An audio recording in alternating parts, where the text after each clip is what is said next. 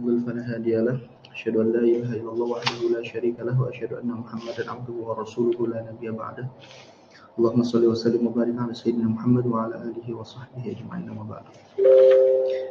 Kita lanjutkan kembali kajian kita kitab Fathul Mu'in karangan Syekh Zainuddin Al-Madibari rahimahullahu taala wa nafa'ana bi ulumihi fid dharain.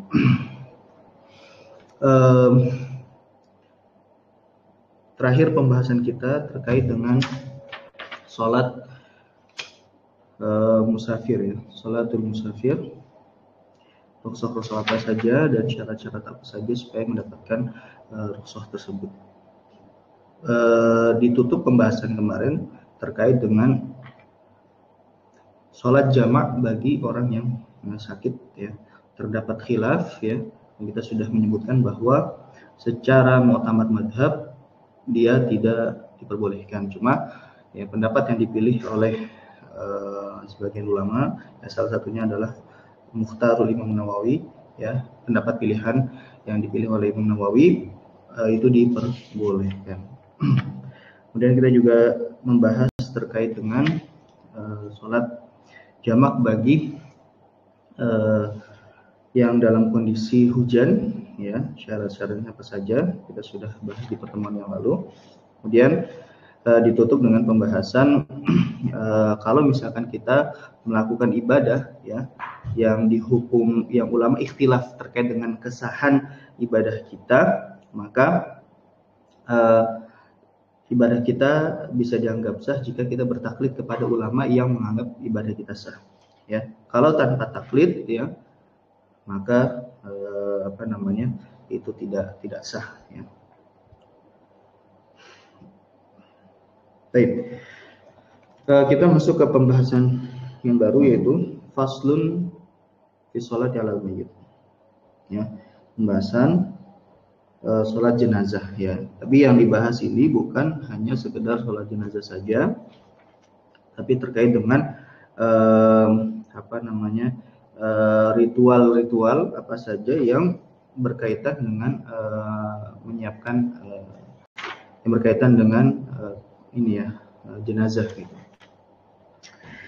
Baik, qala al-muallif rahimahullah wa nafa'ana bi 'ulumihi fid dharain. Faslun fi sholati 'alal mayyit.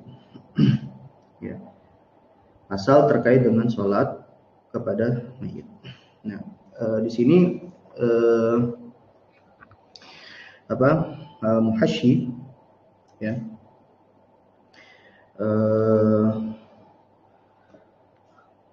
Mengarang kitab I'anatul Talibin atau hasyiahnya ya, menerangkan beberapa hadis ya yang terkait dengan tadzkirah yang mengingat kita terhadap kematian ya. Salah satunya adalah hadis aktsiru min dzikri hadimil ladzat atau aktsiru min dzikri hadimil ladzat. Ada dua riwayat ya. Perbanyaklah kita untuk mengingat hadim. Kalau hadim berarti penghancur ya, penghancur kenikmatan. Kalau hazim pakai zal ya, pemutus ya, pemutus kenikmatan. Apa itu? Itu adalah kematian. Nah, kenapa kita dituntut atau disunahkan untuk senantiasa mengingat kematian? Karena memang ya, wadzalika li'annahu azjaru anil maksiyah ya, karena dengan kita mengingat kematian ya itu dapat mencegah kita ya dari kemaksiatan. Wa da'a ila tha'ah, dan memotivasi kita untuk melakukan kebajikan. Baik. Wa syuri'at bil madinati wa qila hiya min khasa'isi hadhihi al-ummah. Salatul mayyiti ay al-mayyitil muslimi ghairi syahidi. Fardu kifayatin lil ijma'i wal akhbari. Ka ghaslihi walau ghariqan li'anna ma'muruna bi ghaslihi. Fala yasqutul fardu 'anna illa bi fi'lina wa in syahadna al malaikata taghsiluhu. Wa yakfi ghuslu kafirin.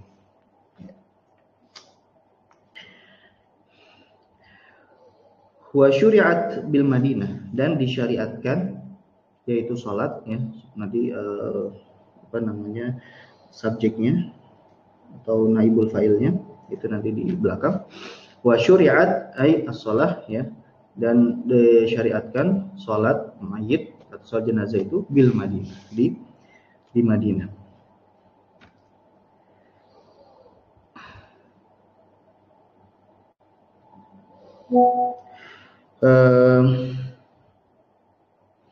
Apa namanya, kalau di dalam kitab Tuhfah ya disebutkan hal syuri'at salatul janazati bi Makkah aw lam tusyra' illa bil Madinah lam ara fi dzalika tasrihan. Nah, tidak ada dalil lam ara fi dzalika tasrihan, kata Imam Ibnu Hajar Al-Haytami, tidak ada dalil yang tegas apakah disyariatkan di Madinah atau di Makkah.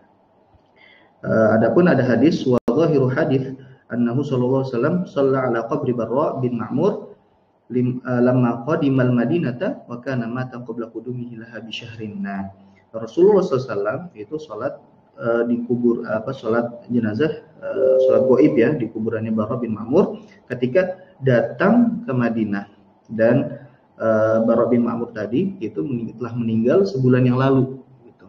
Ya, sebulan sebelum kedatangan Rasulullah Shallallahu alaihi wasallam. Nah, jadi di sini ada kemungkinan bisa juga ya itu disyariatkan di Mekah sebenarnya ya.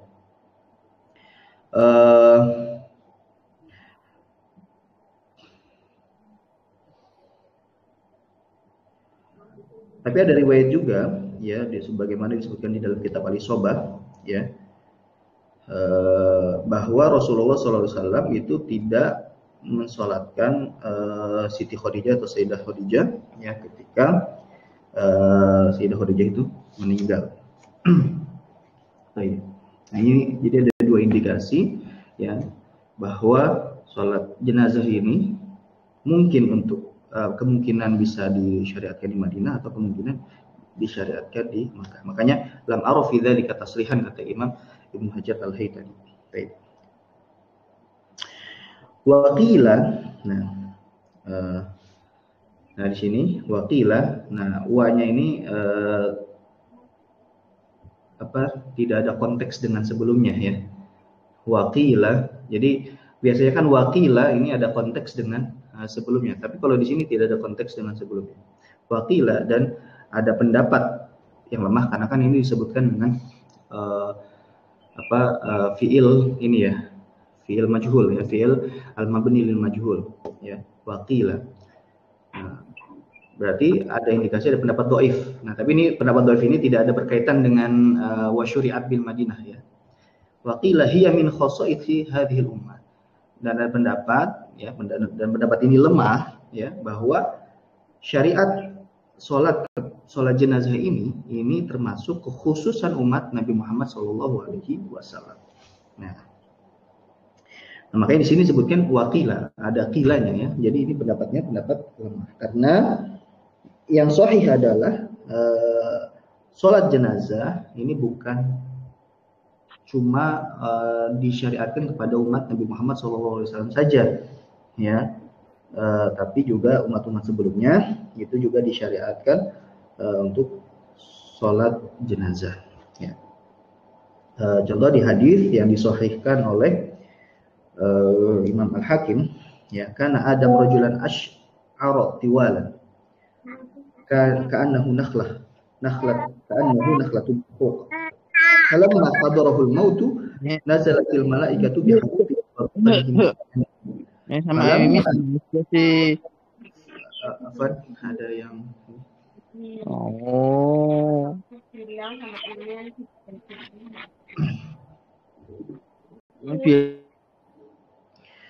Baik. Falamma mata alaihi salam ghasaluhu bil ma'i wasidri thalathan wa ja'alu fi thalithati kafuran wa kafanuhu fi witrin min athiyab wa hafaru lahu lahdan wa sallu alaihi wa qalu li waladihi hadhihi sunnatu waladi Adam min ba'dihi. Nah, di dalam hadis ya, yang disahihkan oleh Imam Hakim bahwa Dulu Nabi Adam adalah laki-laki yang rambutnya tebal panjang ya, dan juga perangainya yang tinggi seperti pohon kurma ya. Falamma hadarul maut, lalu ketika datang ya, atau ketika beliau wafat ya, kemudian nazalatil malaikah, ya turun para malaikat bihanutihi wa kafanihi minal jannah, dengan wangi-wangian dan juga kafan, ya, kain kafan dari surga. Falamma mata alaihi salam ghusaluhu. Nah, ketika meninggal, nah para malaikat itu memandikannya dengan emat ya dan bidara 3 kali. Wa ja'aluhu fi thalithati kafur, dan menjadikan di kali ketiganya yaitu kapur ya. Wa kafanuhu fi witri minat thiyab, kemudian mengkafaninya dengan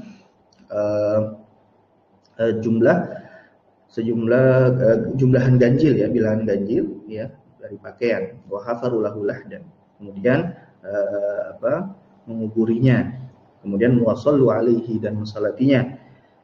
Qalu li waladihi, kemudian para malaikat berkata kepada anak-anaknya, hadhihi sunnatu waladi Adam min ba'di, ya, inilah sunnah anak cucu Nabi Adam ya setelahnya.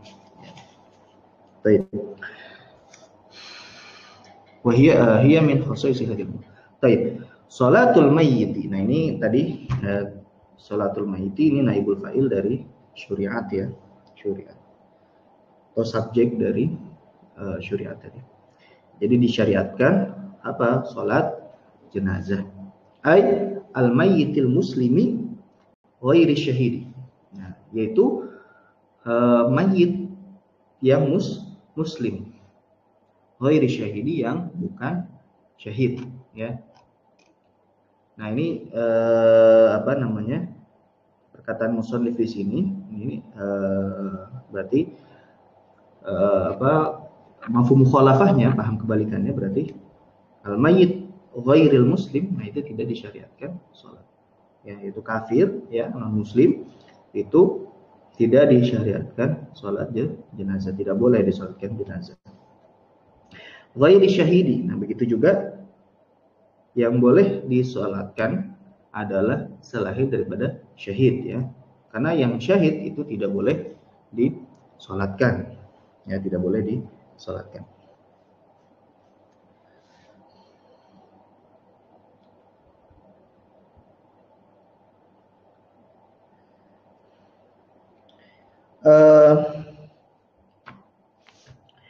Taib. Al-mayyitil muslim kharaja bihil kafir. Nah, berarti orang kafir atau non muslim itu tidak boleh disalatkan. Ya, fatahrum salatu alaihi mutlaqan. Nah, tidak haram menyolatinya secara mutlak. Wa amma ghusluhu fa yajuzu mutlaqan. Ya.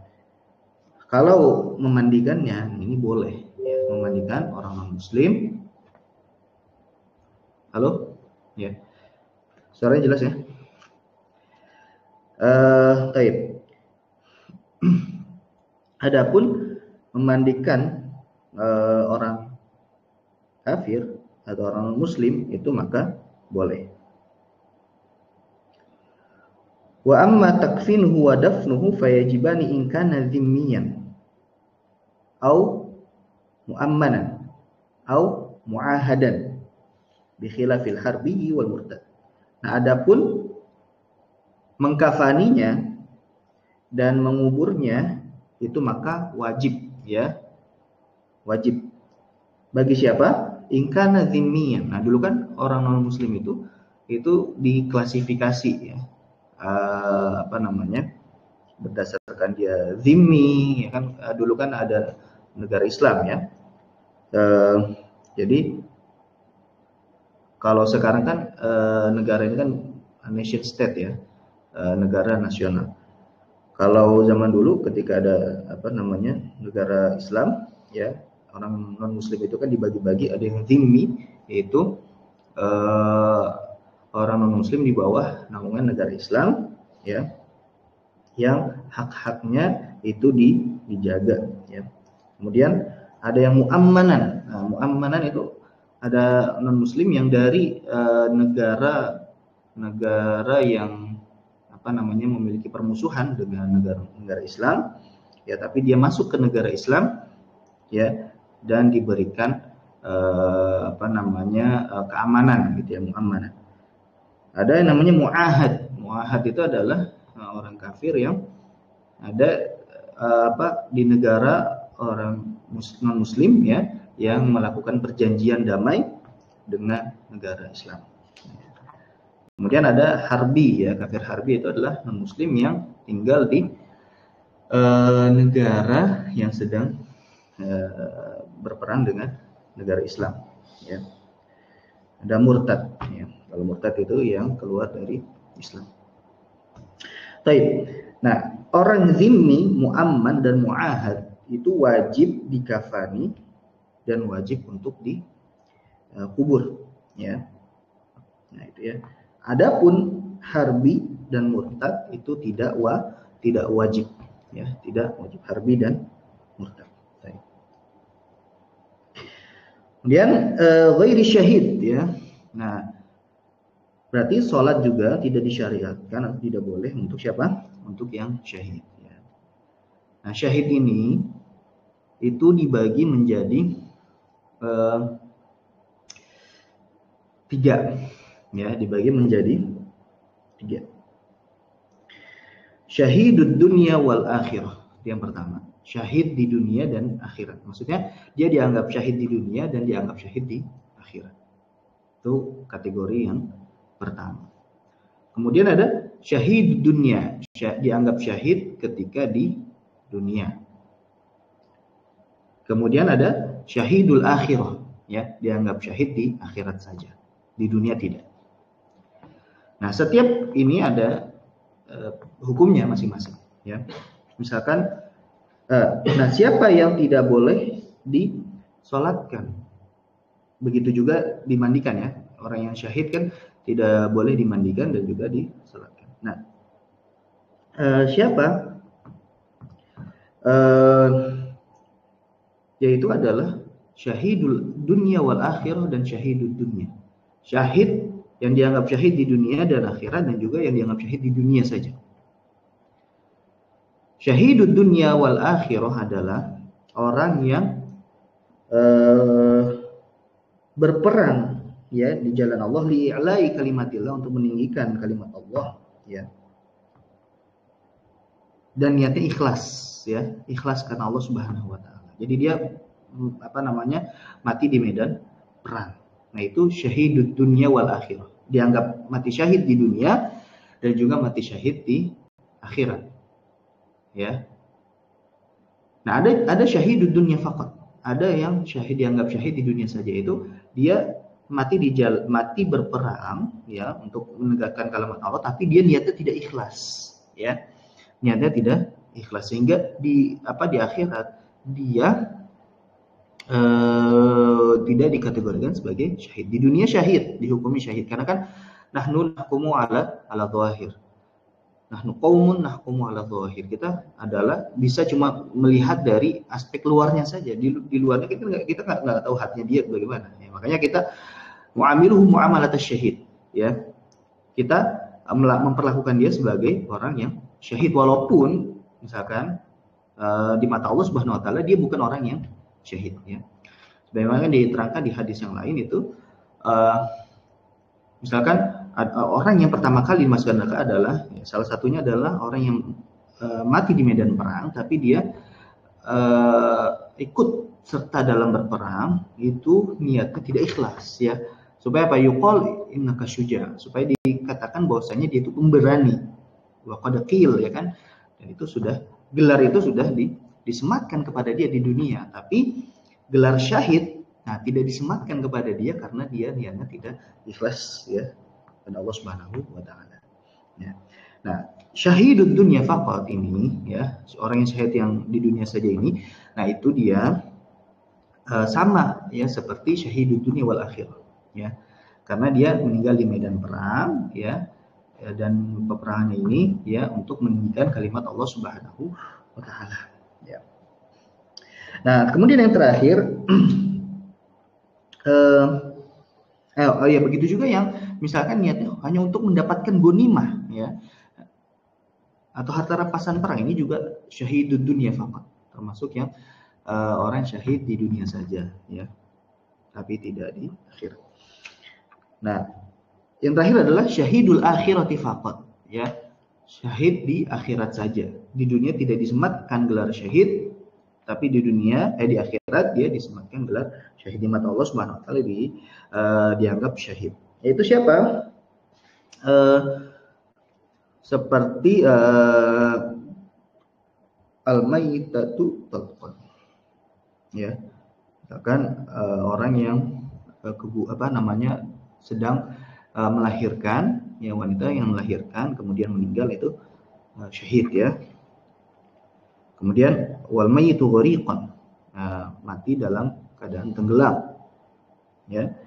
Wal mayyitu hadiman, ya, orang yang meninggal dalam keadaan tertimpa bangunan, au hariqan atau kebakaran, au ghoriban atau dalam keadaan terasing, ya. Wal maqtulu zulman, orang yang dibunuh secara zalim, ya. Wal mayyitu wal mayyitu bil batni, nah, orang yang meninggal karena sakit perut, ya, au fi zamani ta'un, atau karena ada wabah, ya.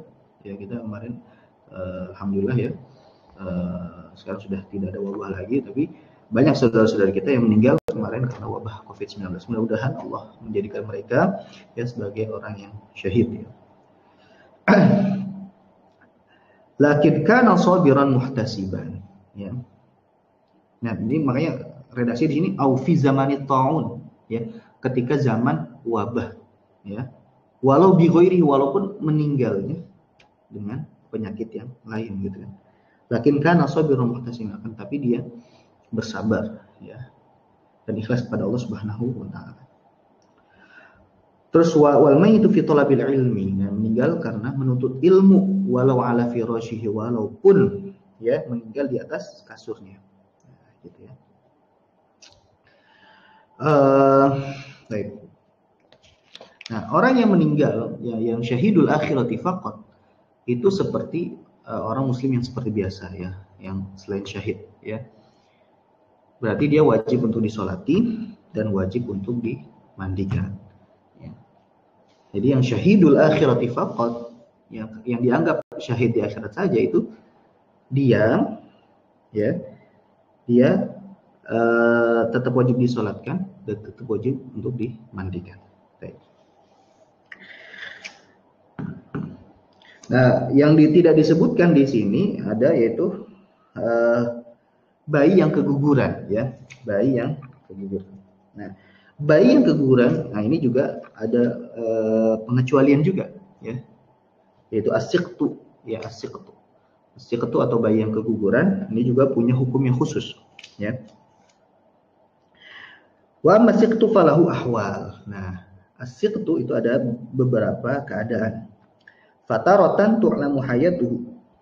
Nah, keadaan di mana dia tu'lam hayatuhu, jadi diketahui bahwasanya dia hidup, ya, dia hidup dulu, nah, kemudian baru meninggal. Fatu'lamu hayatuhu, tu'lam fayajibu fihi arba'ah. Nah, kalau dia hidup dulu baru meninggal, maka dia wajib 4 perkara. Al-ghuslu, ya, wa takfinu, wa salatu alaihi, wa dafn, ya, wajib dimandikan, wajib dikafani, wajib disolatkan, dan wajib dikuburkan. Nah, kemudian berarti dia tidak diketahui, berarti langsung meninggal, ya, ketika keguguran langsung meninggal. Nah, itu dibedakan apakah bentuk fisiknya sudah ketahuan atau belum terbentuk, ya. Ya. Taratan yadhhar khalquhu. Nah, kalau sudah ketahuan bentuk fisiknya, fayajibu fihi ma'ada shalah. Nah, maka 4 perkara tadi itu wajib kecuali sholat. Berarti wajib dimandikan, wajib dikafani, dan wajib dikuburkan. Adapun sholat itu tidak wajib, ya, tidak wajib. Wa taratan la yadhharu khalquhu. Dan kondisi di mana bayi yang keguguran ini itu tidak belum berbentuk fisiknya, ya, belum berbentuk fisiknya. Fala yajibu fihi syai'un. Maka tidak wajib sama sekali dari 4 perkara tadi. Lakin yusannu sitruhu bi khirqatin wa dafnuhu, ya. Akan tapi disunahkan untuk membungkusnya, ya, menutupinya dengan kain, ya, dengan kain, wa dafnuhu, dan juga disunahkan untuk dikuburkan, ya. Baik. Itu kondisi bayi yang bayi yang keguguran, ya. Jadi kita tahu apa saja yang wajib bagi kita ketika ada ya bayi yang keguguran. Baik. Fardu kifayatin, ya, sholatul mayyiti fardu kifayatin bil ijma'i wal akhbar. Nah, hukum sholat jenazah itu adalah fardu kifayah. Apa itu fardu kifayah? Idza fa'ala atau idza adda bihil ba'd saqata 'anil baqi. Jika sudah ditunaikan oleh sebagian umat, ya, umat Islam, maka saqata bihi 'anil baqi. Maka saqatal itsmu 'anil baqi, ya. Dosa itu gugur, ya. Berarti umat Islam tidak menanggung dosanya secara keseluruhan. Kalau sudah ditanggung oleh sebagian, maka sebagian yang lain tidak mendapatkan dosanya, ya. Itu kewajiban kolektif, ya, kewajiban jamaah, ya, bukan kewajiban individu, ya. Fardu kifayah itu kewajiban kolektif. Kalau individu itu fardu ain, ya. Lil ijma', ya, berdasarkan hasil ijma' para ulama. Wal akhbar, dan juga ada hadis-hadis, ya, atau ya dalil yang lain yang menyertainya mewajibkan bahwasanya sholat jenazah ini fardu kifayah, ya. Kaghoslihi. Nah, kaghoslihi begitu juga hukumnya fardu kifayah, yaitu apa? Kaghoslihi, seperti hukum memandikannya, ya. Kaghoslihi seperti hukum memandikannya, maka itu juga fardu kifayah, ya. Maka hukumnya juga fardu kifayah, memandikan mayit. Nah, itu memandikan mayit siapa? Nah, itu kembalinya ke tadi, ya. Mayyitul muslim ghairis syahid. Mayyitul muslim ghairis syahid, ya. Orang atau jenazah muslim yang bukan syahid. Nah, tadi penjelasan lebarnya sudah kita jelaskan, ya. Syahid apa yang dimaksud, dan tadi juga kita tambahkan bayi yang dalam keadaan keguguran juga bagaimana kita perlakukan, gitu. Kaghoslihi walau ghoriqon. Nah, di sini pentingnya walau ghoriqon. Walaupun si mayit tersebut dia meninggal dalam keadaan tenggelam. Nah, dalam keadaan tenggelam itu kan dia sudah kena air, ya. Baik tenggelamnya itu di sungai ataupun di laut, ya kan? Dia itu ini kan sudah terkena air, yang air ini sah untuk bersuci, gitu kan? Sah untuk bersuci. Nah, walaupun dia sudah terkena air, seluruh badan yang sudah terkena air, ya, tapi karena dia tidak dimandikan, maka kita perlu juga untuk memandikan, ya. Karena kewajiban untuk memandikan ini adalah, ya, kewajiban ya, kita sebagai individu ini diwajibkan untuk memandikan jenazah tersebut, gitu, ya. Nah, li'anna ma'muruna bi ghuslihi, karena kita itu diperintahkan untuk memandikannya. Lianna di sini tafsirannya ma'asyiral mukallafin, karena kita orang yang diberikan taklif, diberikan tanggungan syariat, itu diperintahkan untuk apa? Untuk memandikannya. Jadi tidak cukup ya, tidak cukup kalau dia walaupun dia sudah misalnya tidak sengaja dia terkena air ya. Tidak sengaja tadi walaupun dia tenggelam gitu ya di lautan atau tenggelam di sungai, ya kita tetap wajib untuk memandikannya. Oleh sebab itu maka kalau ada malaikat yang memandikannya, kita tetap wajib untuk memandikan ulang. Ya, karena yang diperintahkan adalah kita. Ya. Baik. Nah, di sini kan mukallaf ada dua ya. Mukallaf kan itu ada dari golongan manusia dan ada dari golongan jin. Nah, lalu bagaimana kalau misalkan jin, misalkan Allah beri dia kelebihan ya untuk bisa melihat jin, ternyata jin sudah memandikan si mayit tersebut. Bagaimana? Apakah sudah cukup atau belum? Ya. Nah, kalau kata Imam Ibnu Hajar, fadhahaba Ibnu Hajar ila adamil iktifa bi taghsilihi. Nah, kalau kata Imam Hajar enggak cukup ya dengan ketika jin itu memandikan si mayit tersebut, enggak cukup. Kita harus memandikan ulang. Adapun Imam Romli, madhhab Romli ila iktifa bi dzalika. Adapun Romli itu menganggap cukup ya, menganggap cukup. Kalau seandainya ya kelihatan gitu ya, tapi kan makanya aja untuk membuktikannya susah gitu kan ini. Ya. Terkadang gini, namanya al-fiqhul iftiradi ya. Ada al-fiqhu tawakku, fiqhu tawakku, ada fiqhul iftirad ya.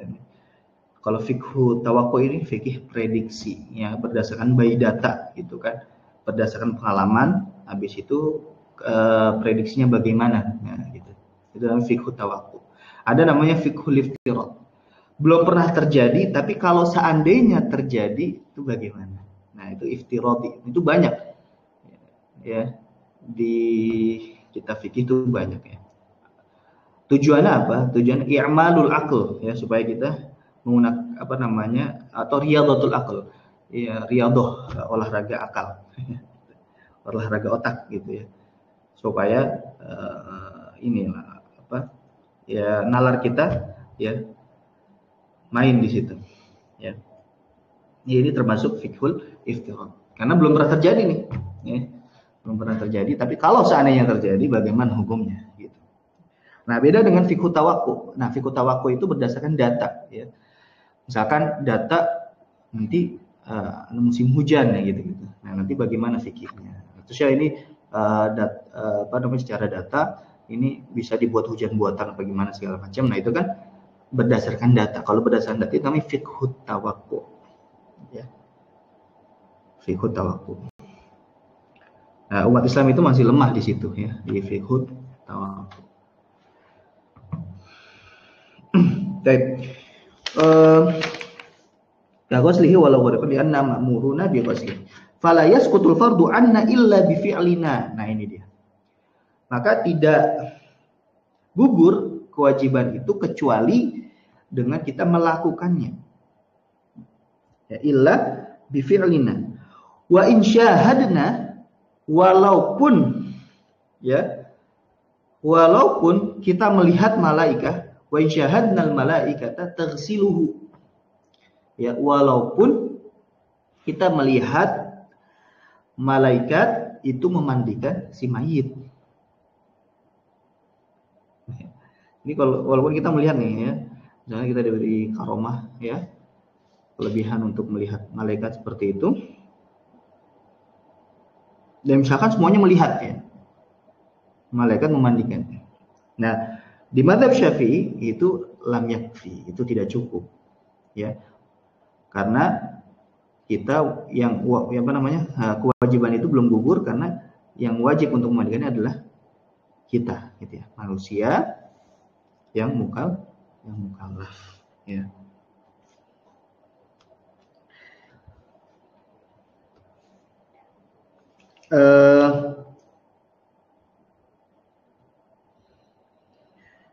Wayan bagi saya ke Yana Talibin, wayan bagi fi sholatil malaikah maqila fi ghuslihim iya. Nah, kata Imam Ibnu Qasim, ya, disebutkan di hasyiahnya bahwa kalau malaikat menyolati jenazah tadi, itu hukumnya sama seperti memandikan. Makanya kan di sini kaghoslihi, ya, ibarat di Fathul Mini kaghoslihi, hukumnya seperti memandikan. Jadi hukum sholat sama hukum memandikan itu sama, ya, fardu kifayah, dan juga yang wajib melaksanakannya adalah kita, ya. Wayan bagi fi sholatil malaikah maqila fi ghuslihim, ya.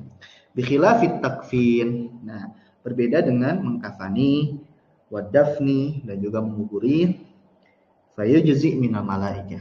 Maka cukup dari malaikat, ya.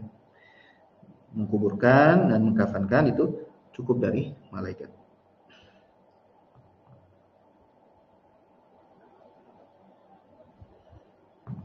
Kenapa cukup? Karena al-maksud, ya, maksud dari mengkafani dan menguburkan itu adalah muarah sitru wal muarah, sitr, menutup, ya, menutup dan membungkus, dan itu sudah, maksud itu sudah tercapai, gitu ya, walaupun yang mengerjakan adalah para malaikat.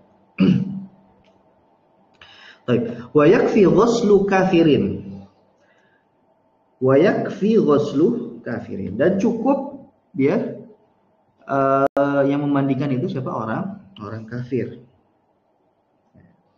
Kalau tadi kan, nah di sini adalah yang mukallaf. Mukallaf berarti kan salah satunya seorang Islam, ya. Ya, salah satu syarat mukallaf adalah muslim. Ya. Tapi ternyata di sini wa yakfi ghuslu kafirin, dan cukup misalkan orang kafir memandikan, ada orang kafir memandikan jenazah.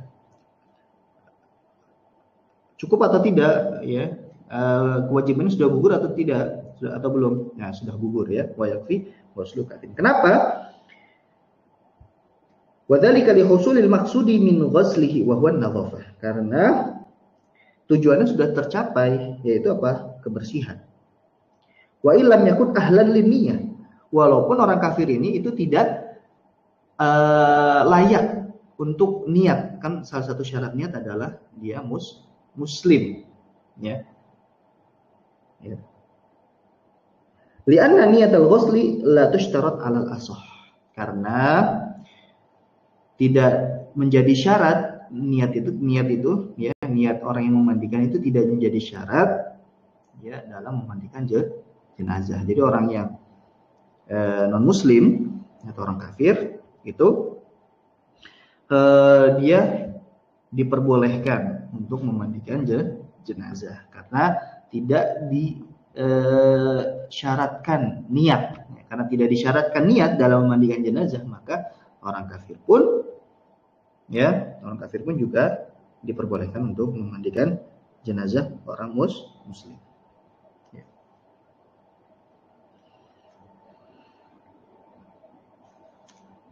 Baik. Wa yahsulu aqalluhu. Nah, sekarang kita masuk ke pembahasan memandikan jenazah. Wa yahsulu aqalluhu bitamimi badanihi bil ma'i marratan. Nah, ketika kita membahas suatu praktek ibadah, nah itu ada kondisi minimal, ya, dan kondisi maksimal, ya. Kondisi minimal, ya, minimal sekali, ya, yaitu rukun dan syaratnya itu terpenuhi. Nah, kalau misalkan kondisi yang prima, ya, yang maksimal itu adalah sunnah-sunnahnya pun juga terpenuhi. Nah, salah satunya juga memandikan jenazah. Nah, itu ada minimalnya. Nah, ini juga perlu diedukasi ke masyarakat bahwa beberapa praktek ibadah itu ada praktek yang minimal dan ada praktek yang maksimal, sehingga, ya, ketika orang itu hanya melaksanakan yang minimalnya saja, itu berarti dia sudah kharaja min uhdatit taklif, dia sudah tidak dibebankan lagi, tidak diwajibkan lagi untuk mengulangnya, ya. Seperti misalkan mandi wajib, mandi junub ya. Mandi junub itu kan sebenarnya simple ya, simple. Yang wajibnya itu kan hanya tamimul badan bil ma, membasahi seluruh badan dengan air, ma'an niyat, disertai dengan niat. Cukup itu saja, ya. Tapi terkadang ya karena ya belum diedukasi ya terkait dengan mana yang wajib, mana yang sunnah, ya, mana yang rukun. Nah itu jadi seakan-akan dia padahal sudah mandi, sudah seluruh tubuhnya itu sudah terkena air, tapi seakan-akan dia belum merasa mandi wajib. Nah gitu ya. Nah ini pentingnya ya, kita mengetahui mana yang wajib, mana yang sunnah, sehingga ketika kita sudah melaksanakan yang wajib, otomatis kita sudah kharaja min uhdati taklif, kita sudah tidak dibebankan lagi dengan kewajiban tersebut. Dan supaya kita soalnya gini, kalau misalkan kondisi airnya sedikit, atau misalkan sunnah-sunnahnya lupa, nah minimalnya dia tidak lupa yang wajibnya, ya. Kalau dia lupa sunnah-sunnahnya, tapi dia masih ingat yang wajibnya, insya Allah itu sudah kharaja min uhdati taklif, gitu ya. Karena kan yang sunnah itu kan banyak, ya kan. Kalau kita mau secara sempurna, nah itu kan harus menghafal sunnah-sunnahnya. Nah, kalau kondisinya dia hafal, alhamdulillah, atau ada orang yang hafal, maka kita delegasikan ke orang tersebut. Tapi kalau misalkan tidak ada orang sama sekali, ya, dan misalkan kita yang wajib untuk melaksanakannya, dan kita kondisinya bingung, nggak tahu mana yang wajib, yang wajib tahu misalkan, nah tapi yang sunnah kita lupa.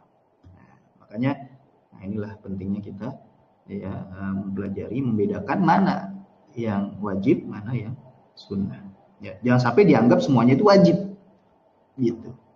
Ya, kalau dianggap semuanya itu wajib, tetap sah ibadahnya, ya, sebagaimana kita sudah singgung. Kalau misalkan suatu ibadah dia niatkan semua ritualnya itu dianggap wajib, nah itu ya nggak jadi masalah. Tapi yang jadi masalah adalah ketika dia menganggap itunya tidak sah kalau misalkan nggak melakukan ini, nggak, padahal itu sunnah, gitu ya. Wa yahsulu aqalluhu, dan sudah tercapai batas minimal memandikan itu apa? Bita'mimi badanihi, dengan menyeluruhkan, ta'mim ya, menyeluruhkan badannya bil ma'i, dengan air. Jadi semua badan si mayit itu terkena air, ya, seluruh badan si mayit terkena air, ya, bil ma'i, marrotan, ya, marrotan, sekali, ya. Jadi kalau rambut berarti di bawahnya, ya, tempat tumbuh rambutnya itu, ya, kulitnya itu terkena air, ya, semuanya itu terkena air, marrotan. Ya, nahul huwal wajib fil hayy, karena inilah yang wajib ketika si mayit tersebut masih hidup, ya. Fal mayyitu aula bihi, maka orang yang meninggal itu lebih utama, ya, diperlakukan seperti itu. Bahkan lebih, hatta matahtal kulfatil aqlaf alal asah.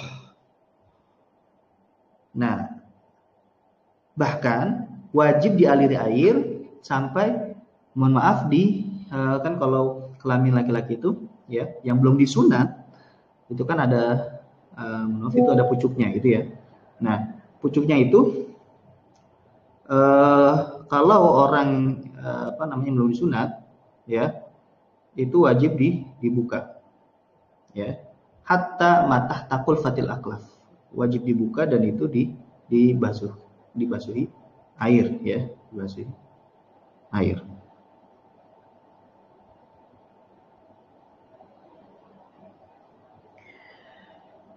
Harus dibuka dulu ya. Orang yang belum disunat juga harus dibuka dulu supaya bagian yang ada di dalamnya itu terkena air. Baik. Adapun wanita yaitu wa yajibu aidan isalul ma'i ila ma yadhharu min farji thayyibi inda julusiha ala qadamaiha liqada'i hajatiha.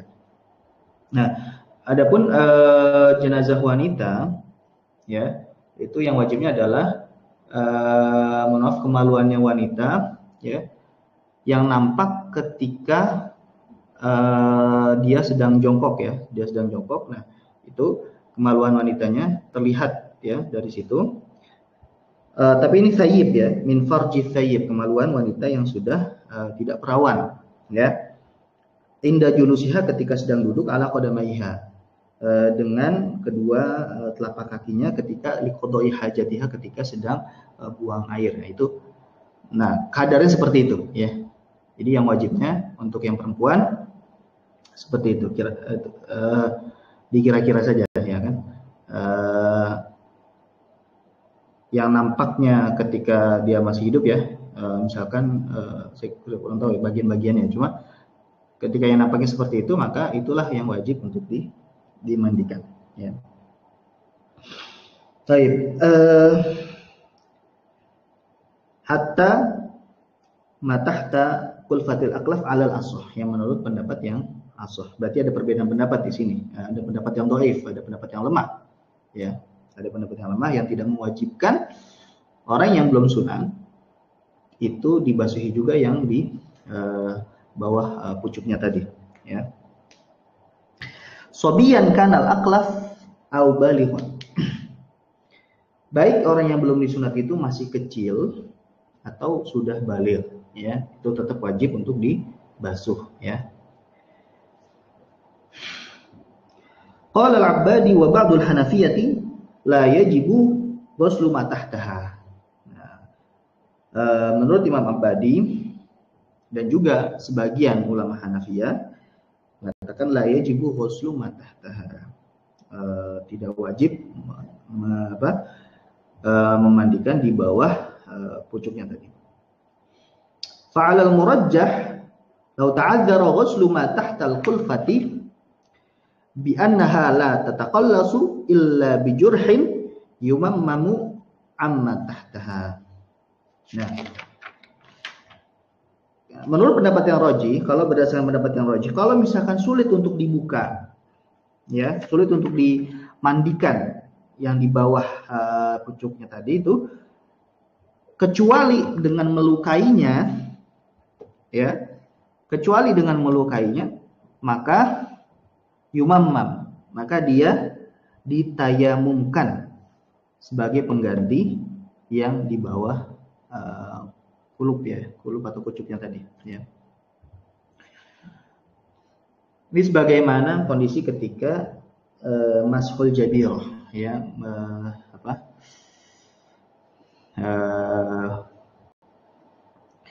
membasuh jabirah. Jabirah itu perban ya, perban luka atau perban luka ya. Luka atau kalau orang patah tulang ya, itu juga sama ya, itu jabirah.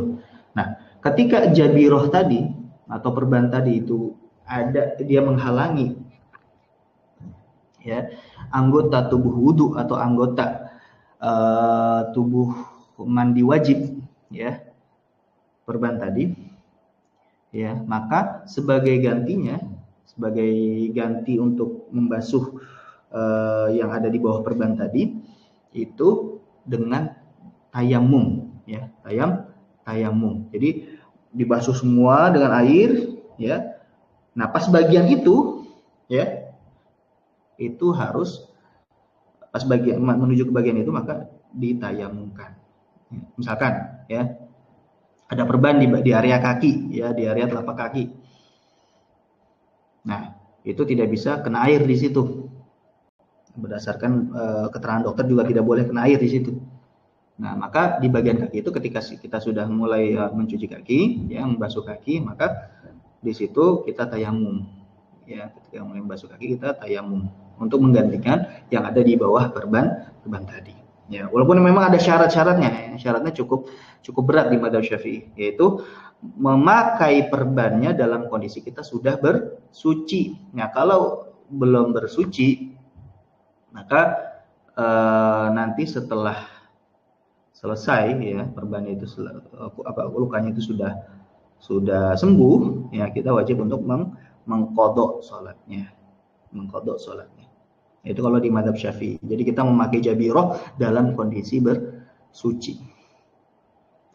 Ya, makanya salah satu ulama di Indonesia, ya, yang pernah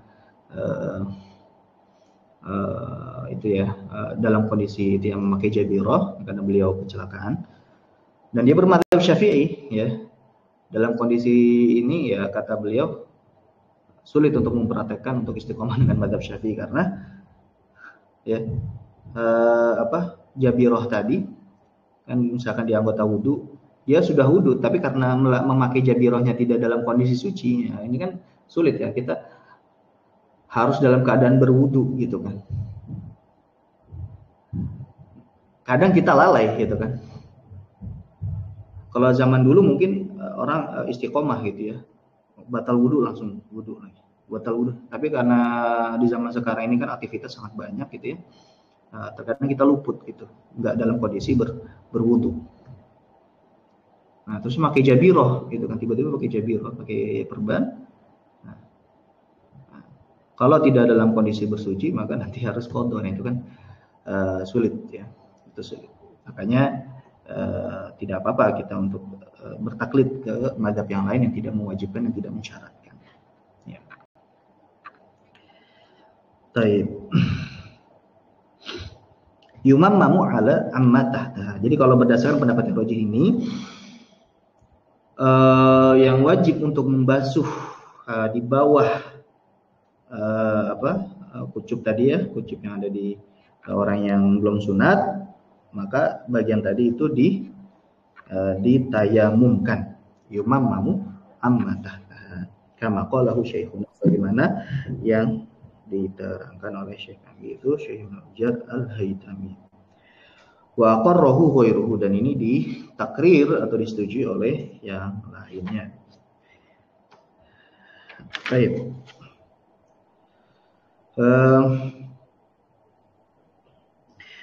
Wa akmaluhu. Nah, kita masuk ke akmalnya. Jadi karena sedang 5 menit lagi, insya Allah kita nanti bahas akmalnya insya Allah di pekan depan, ya. Akmal atau maksimalnya, ya. Sunah-sunahnya, ya. Baik, bagi yang ada pertanyaan silakan tafadhol.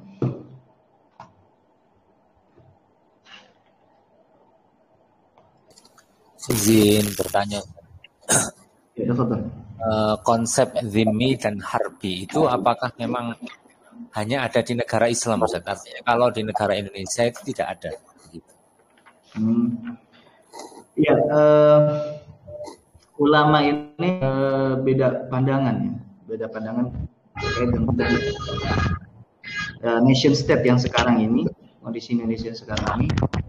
Ulama beda pandangan apakah masih bisa konsep zimmi dan harbi itu diterapkan di Indonesia atau sudah tidak bisa atau sulit untuk diterapkan, ya. Karena kalau konsep negara Islam zaman dahulu itu adalah bagaimana Islam itu menguasai secara penuh, ya, negara tersebut. Namun nation state itu kan, atau negara nasional atau negara yang sekarang ini, ya, yang ada lebih banyak di belahan dunia ini kan negara berdasarkan kesepakatan, ya, negara berdasarkan kesepakatan antara penduduknya, gitu, antara yang Muslim dan juga non Muslim, sehingga kesetaraannya itu karena kesepakatan, ya, sehingga setara gitu semuanya. Nah, kalau di pembahasan ulama itu al-watan wal muwatanah. ya, negara dan warga negara. Nah, itu menjadi pembahasan yang cukup rumit di ulama Qatamiyah ini. Nah, dia mengatakan bisa untuk diterapkan hukum zimmi dan harbi, dan dia mengatakan tidak bisa gitu kan, karena negara yang dibentuk itu adalah negara berdasarkan kesepakatan.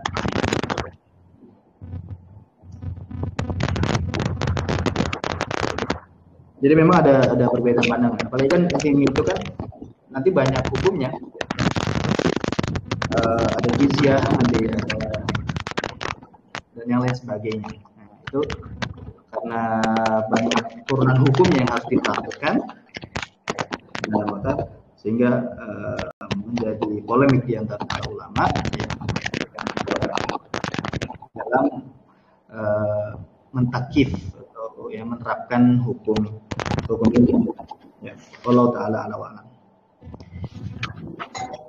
Untuk lebih jelasnya ini ya, baca kalau referensi yang lain itu ada pembahasan namanya Al-Watan wal Muwatanah ya. Kitab banyak itu ditulis ya oleh para ulama, Al-Watan wal Muwatanah ya. Jadi negara yang berdasarkan nasional atau nasionalisme tadi ya, dan juga warga negara. Warga negara yang sekarang ini kenapa ulama di Indonesia kan juga istilah gitu ya. Di beberapa media ada satu informasi ya, itu juga belakangan dia bisa mengatakan jika menerapkan hukum ini ada yang bisa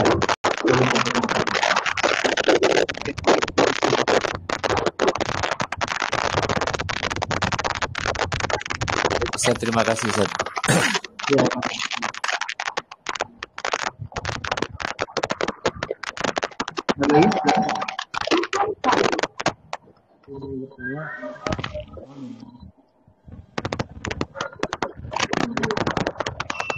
Cukup?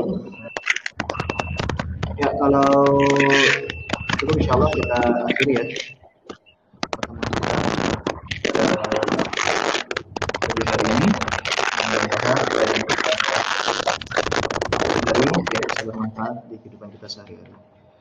Kita tutup dengan baca hamdalah dan doa majlis. Amin. Subhanallahumma wa bihamdika, asyhadu an la ilaha illa anta, astaghfiruka wa atubu ilaik. Assalamualaikum warahmatullahi wabarakatuh.